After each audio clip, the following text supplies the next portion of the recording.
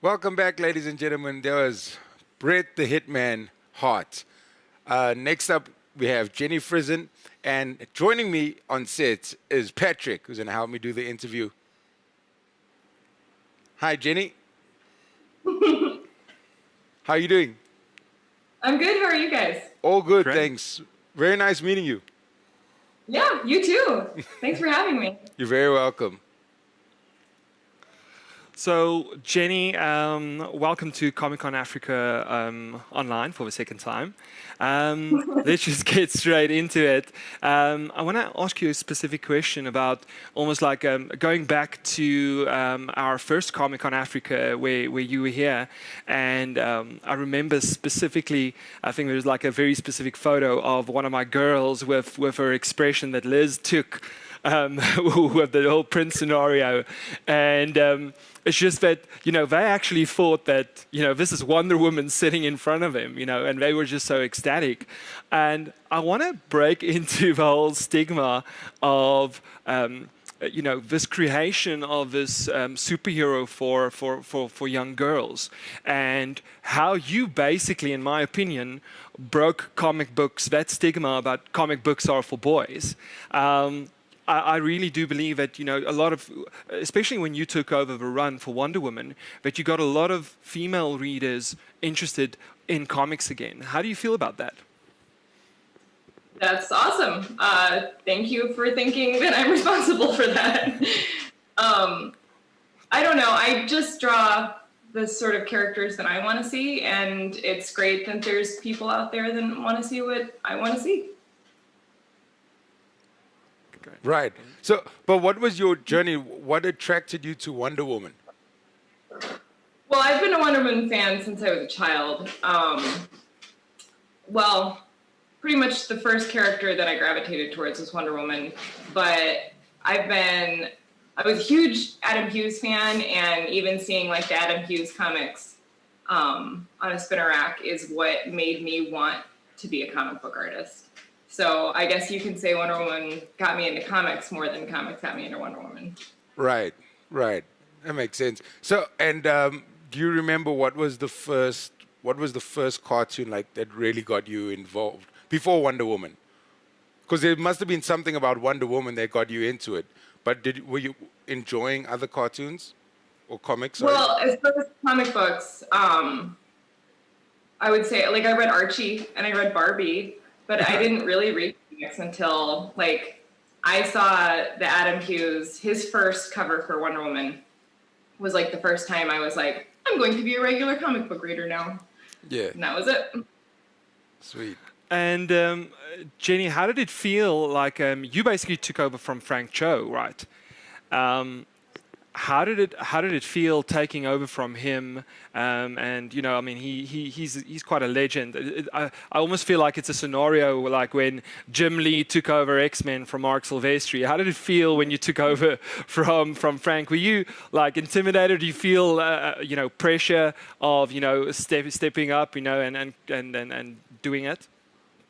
Of course, there's always pressure with any character that I draw because there is a legacy. Especially if it's a DC or Marvel character, there's years and years of artists portraying this character.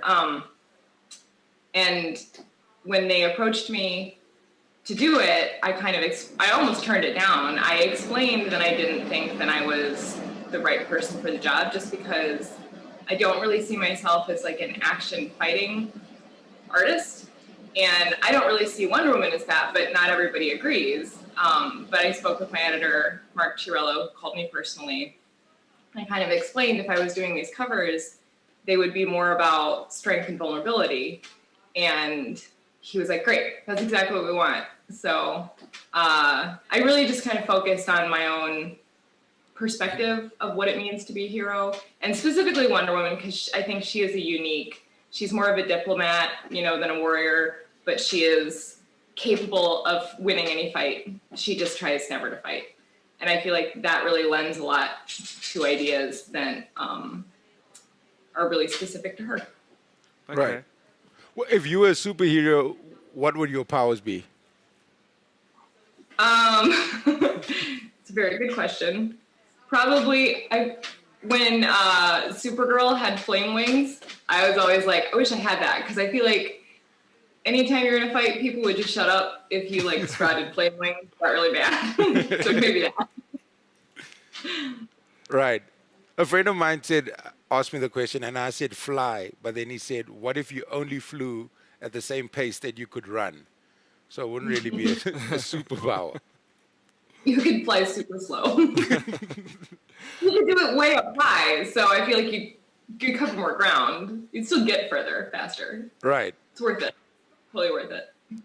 I want to have a chat about your artistic process, specifically, Jenny, because I mean, if you think about it, a lot of artists do, either you have a penciler, you've got an inker and a colorist, but you're basically like a one-stop shop.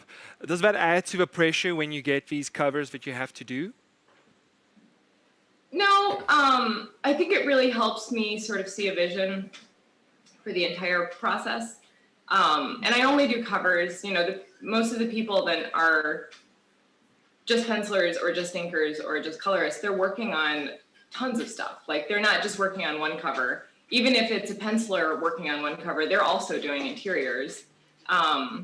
So I think that it is not harder or more work for me. I just work on less stuff to completion than a lot of other people who work on just part of many more projects.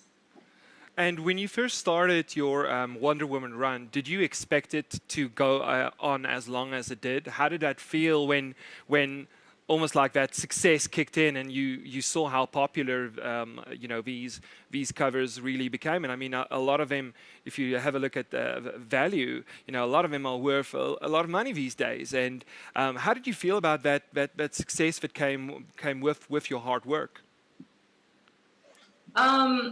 I did not expect it. I am very grateful for it. I will say I am always surprised to discover that something I've drawn has become popular or worth money.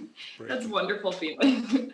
And I, quite frankly, assumed every month that it would probably be my last, because that's sort of the nature of the beast of working as a cog in, you know, one of the big two. But I was very lucky, especially in the beginning, because I worked very closely both with the writer and with Mark Chiarello, who was at the time the art director for DC. And so I knew that they liked the direction I was taking, and I knew that they agreed with what I was putting out. So that was great. And then later, I now work with Eddie Choi, and he is one of the two art directors for the variant program. And again, he's wonderful. He keeps me informed and we work together. I think he really understands what I bring to the table as far as Catwoman now. And I'm actually working on a little bit more Wonder Woman stuff, not for the main series. I'm not even sure if I'm supposed to talk about it, so never mind. But it's amazing to discover, especially because the cover is one of the first things that's done. It is amazing to discover that months after I've done it, it's really popular, and I don't ever know when that's going to happen, and it's great. And just talking about the different variant covers that you've done, did you find it hard to? I mean, maybe you can explain the process of when you get assigned to do these covers, doing one cover after the other. Did you ever feel? How did you keep it fresh? You know, how did you keep on changing up the ideas? You know, did you find that extremely challenging? Did DC give you any direction, or how does that process work, and how did you cope with it? Frankly, I'm not sure if I did keep it fresh. Like I said, I just drew what I wanted to draw, and I feel like sometimes I even revisited old concepts, and I was like, I feel like if I'd done this angle, or if I'd, you know, done more of this color, it would have been a more successful image. It did get difficult, especially Wonder Woman was twice a month, so I was always working with 2 ideas every month. But I don't know, I just always tried to come up with an emotion and just like a theme for each cover, actually for every 2 covers. And I don't, like I said, I don't know if I did keep it fresh, but I enjoyed it, and I tried not to do the same cover over and over and over. Tell me any artistic inspirations. Who did you look up to? Who were your mentors in your artistic journey? I still consider Adam Hughes one of my biggest inspirations. James Jean was a really big inspiration as one of the people who sort of started that sort of painterly editorial style of comic book covers, conceptual comic book covers, I would say. Alphonse Mucha is, Yes. Art Nouveau, and he has always been one of my biggest influences in comics and in all of my art. Also, my husband is a fine artist, so he kind of keeps me aware of things that are going on in the fine art world, which is really helpful. There's a lot of painters that I follow on Instagram that I find so incredibly talented and influential. And then there's a lot of people that work in the industry now that I'm grateful to consider my peers that I would consider influences. Tula Lote is one of my favorite artists. Jen Bartel. There's all kinds of people. Instagram is the greatest thing ever, just because I get to scroll through images of all of my favorite artists working in real time. It's amazing. What advice would you give to any young artists out there? This is a hard question because I feel like so much has changed since I was trying to find a way into this industry. But I think the one thing that's not different is that if you have work to show, get it out there. For me, that was conventions. Not only do I not think that that is necessarily the only way in, it is not even a way in now, right? Because we're not able to leave our homes. but Instagram and, websites, having your work out there is imperative, because if nobody sees it, no one will hire you. And I know tons of artists that have started as fan artists, for lack of a better term, that are working specifically because they were just creating images of things they liked and, basically putting their portfolio out on the internet. So if you have work you want to show, put it online, and always be working. Always be working towards a goal, always be working on new art. It's a muscle and you have to exercise it. And I know from experience, from times in my life when I just wasn't drawing, it was hard to get back into it. Right. So, yeah. Do you feel a lot more pressure when the project is bigger, or do you still try and maintain that love for drawing, for creating that you had when you began? Both. I mean, definitely both. There are some companies that I work for that I feel more able to experiment on, and then some that I feel like I have to really focus on fitting within their constraints. Definitely the bigger the project, the more pressure, but sometimes that doesn't even mean the bigger the project or the bigger the character, or it just means companies that I'm not familiar with, or, like if I work outside of comics and I'm working on an advertising thing, I just feel less able to flex my muscles because I don't know what is expected. But again, there's still, books and companies that I work for that I feel they put it out there. We just want you to do Jenny Frison. And right. Then I get experiment and try something weird and new, and it's a lot of fun. I still have just as much fun as I did when I started. It's harder to come up with ideas now than it was then, because I feel like I've done it. Everything I come up with, I'm like, I've already done that. But it's still just as exciting, and it's still just as experimental as in the beginning. Jenny, we have a couple of questions from your fans.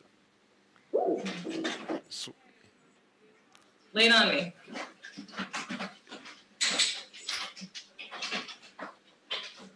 Nabil asks, do you ever do an illustration and then stop and start because you weren't happy with it?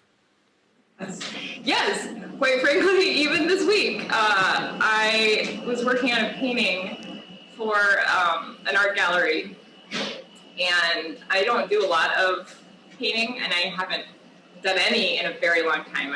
I always do like a black and white painting for all my covers, but I was doing like a color painting, and I did the whole thing, and then didn't love it, and started over, did the second whole painting, and I feel like it was worth doing a second one. I feel like the first one wasn't terrible, but the second one is better, and I feel like I learned a lot. But I do that, and I think it's really important to know when, like, you don't want to keep digging a hole that's going nowhere. Right. If drawing's not working, just start over. But have you ever, sorry? No, go ahead. Have you ever felt like a piece is really special and you do anything you can to salvage it? Or do you ever get to a stage where you're almost done?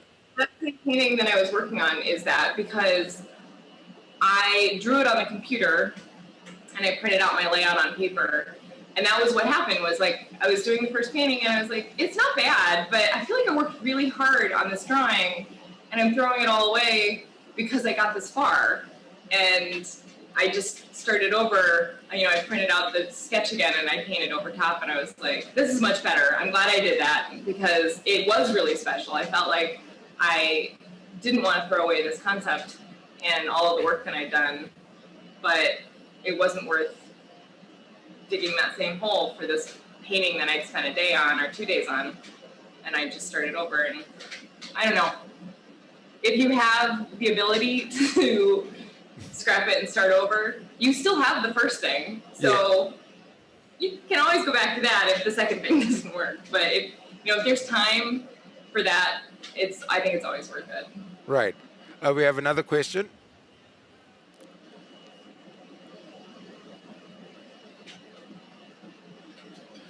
Gerard would like to know, if you had to design a whole new Wonder Woman outfit, what would you do? I personally love classic Wonder Woman. She's my girl. I love everything about classic Wonder Woman, and I could not have imagined a costume I would love more, but I love the Wonder Woman, the movie design. I think it's so classic and like both modest and sexy. It is powerful. It is everything I would have wanted in a Wonder Woman costume. I don't think that I am very critical of like most costume redesigns. I don't understand chokers. They always put chokers on them for some reason. Yes. They've done that with Wonder Woman several times. I even loved when she like lost the mantle of Wonder Woman and had a leather jacket and a wig with bangs. I was into it. I was totally, that was great. But I don't know. I personally love when people do like hipster redesigns where it's like Wonder Woman just like in shorts and a t-shirt with like a Wonder Woman jacket. If I was going to change it, it'd probably be something like that where it's just like she's already got warrior clothes. Put her in like casual. She's like a cool musician in a band type thing. But I honestly don't know how to redesign it. I would make more of it like hard metal armor. But I feel like that's what they do in the movie. So if you had to choose any other female figure out there, whether it's Hillary Clinton, Oprah, Cher, which other famous female figure in the world would you want to turn into a comic book superhero? Oh, this is such a hard question. I don't know.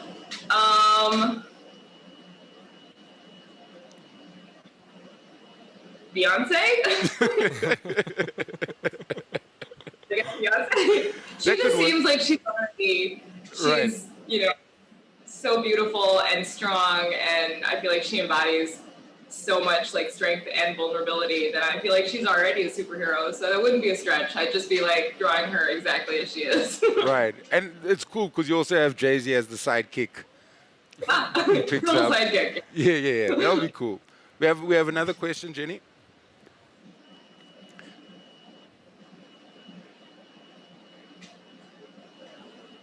Michelle would like to know, do you read or have you ever read manga? And if you have, would you like to create your own?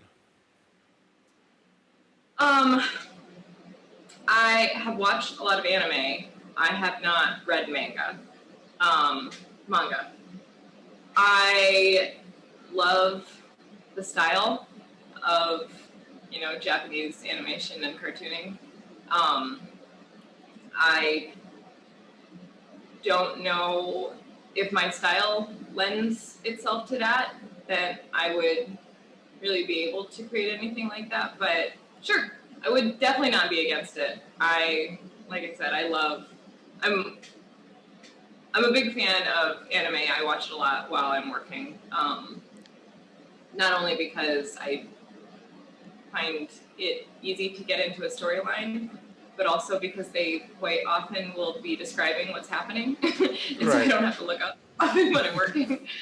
But I have no experience in it. I'm definitely not against it. I would totally be for it. Do you have anything you do when you start creating a piece? Like, is there certain music you want to listen to? Do you like to be alone? Do you mind doing it around other people? I do like to be alone. I used to be a member of a studio here in Chicago, and I found it really hard to, I would find myself getting more frustrated when I wasn't productive. I find it easier to, be productive when I'm alone. Like I said, my husband is an artist, so we work together a lot, or we share a studio, and especially now that he's home all the time and working from home, we're always together. I don't really know if that counts as having people in the room, but but I do kind of need silence when I'm coming up with concepts. But after that, I need something happening. Usually, almost always, it's a TV show running or a book on tape. I need something that keeps me focused, because if I sit in silence, or even if it's just music, it's not enough to keep me sitting down. I'll just get procrastinating and get up and walk away. Right. Like I said, anime's been really good for that. Sci-fi is surprisingly good, because they always describe everything that's happening in front of them. So I don't have to look up very often from, down at my drawing table or up at, the tablet I'm working on. But yeah, I always need a movie or a TV show or a book on tape or something happening in the background, or I just can't focus. Right. Okay, here's another question. If you weren't doing what you do right now, what was that other profession that was put on the side? I don't know if it was, when I was trying to decide if I wanted to, I think I would have always been an artist. Right. But there was a time where I thought I would go to massage therapy school. And I would probably be a therapist, which I think would be a good career too. Right. I feel like I give a pretty good back rub, and if I had well, it's all with the hands, I guess. Yeah, exactly. We have one more. We have one more question from one of your fans. Okay. Carrie's asking, are you constantly learning more new things from the comic world? Sure, I think so. I feel like comics is, at this point, a really comfortable place to work, because I know how deadlines work. I know what is expected of me. This year I've done a few jobs. I did a thing for Netflix, and I'm working on a YA book cover, and I did a board game last year. They're always, I think, a little bit more difficult in terms of not knowing quite how the game works, I guess, for lack of a better way to describe it. I feel like as far as what I create and techniques and stuff like that, it is easier for me to learn from comics, because I know what my role is. And like I said, there's some some companies that I work for that I feel I can experiment more, and in that turn, like, and even just the painting that I did twice this week, I feel like I learned so much in such a short amount of time that anytime I'm doing anything outside of my comfort zone, I'm learning something. And even when I'm doing something within my comfort zone, I'm just learning how to do the same things much faster, Right. which is when you get paid the same amount of money, no matter how long it takes you to do it, Yeah. is really beneficial. Thank you so, Jenny. The fans have absolutely loved your artwork for this year's Comic-Con Africa. Thanks. So yeah, thank you so much, Patrick. Yeah, I oh, think just sticking on Wonder Woman, and you were talking about your husband earlier, which we've had the privilege of meeting as well, and I think with Wonder Woman, if Wonder Woman could have had a perfect sidekick, and I thought of just squeezing this in before we almost end this this interview, and not giving him a cameo. I think Jenny, don't you agree that Egg the Wonder Pup would have made the perfect sidekick for Wonder Woman? And for those who don't know, maybe you can just tell us who Egg is. Egg is my husband and I's border collie mixed rescue dog. She is super smart and afraid of everything, and she's the best. She won't let anyone touch her except for us. And she's beautiful and smart and neurotic as all get out. She's the best. Then, lastly, do you have any specific favorite writer that you follow in the industry? Good question. I can't think of anybody right now.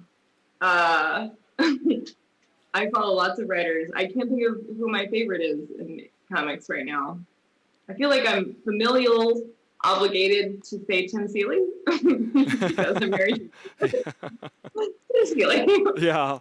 So from my side, I just want to end it with, and it's definitely got to do with Wonder Woman. And she said that if you want to stop an asteroid, you call Superman. If you want to solve a mystery, you call Batman. But if you want to stop a war, you get Wonder Woman. And I think that ties in beautifully with what you said earlier about Wonder Woman and the character and what a strong features, what a strong character Wonder Woman really is and what she symbolizes. So yeah, thank you so much. Thank you. Gail is amazing. Gail, that's one of my favorite things about Gail writing Wonder Woman. She gets Wonder Woman. Yeah, she does. You never until it's your very last option. But when it's your last option, Wonder Woman will win. Exactly. Thank you so much, Jenny. Guys, it was so good to see you. I hope everybody's doing well. You too. And hopefully we'll see you next year. Yeah. Yeah, please come to South Africa. I absolutely will. I'd love to. I had a wonderful time last time I was there. I can't wait to come again. Sweet. Thank you so much, Thanks, Jenny. Thanks, guys. Bye. Bye. Ladies and gentlemen, Jenny Frison. Hope you guys enjoyed that. And now we're just going to pay some quick bills with the sponsors.